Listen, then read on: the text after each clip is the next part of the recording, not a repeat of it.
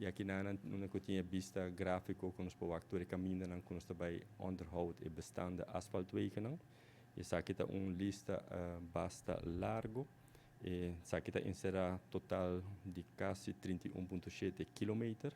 E aqui está geramta ongeveer 4,3 miljoen florin.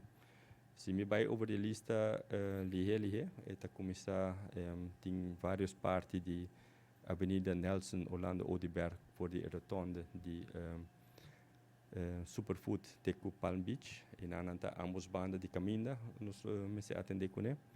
Também tem a parte de Avenida Nelson Odeberg de bushalte Marriott Teku splitsing de McDonald's. E não continuando também tem parte com os locais de High-Rise Hotel. Sei lá parte continuação de lo que nós já trabalhamos no ano passado. Seguintemente também tem parte de Avenida Milho Cruz, onde é parte de PriceSmart e que sei nós está a Avenida Milho Cruz quase completo em sua totalidade. Também tem caminho na Edam de Royafo que está projetado e na onde que recém nós mistera ser caminho para motivo que o caminho está em mau estado. Também tem rotonda, secção de rotonda paradeira para rotonda Piedra Plata, banda de Bright Bakery. E também tem continuação de rotonda de Piedra Plata para rotonda de Piedra Plata para Piedra Plata na Wenki, onde também tem trajeto que está em bastante mau estado.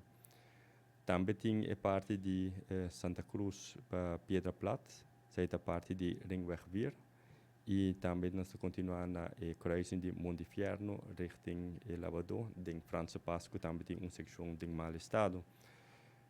Sei está continuar também para diferentes secções que tem em França Pass, que tem várias secções para agora assim.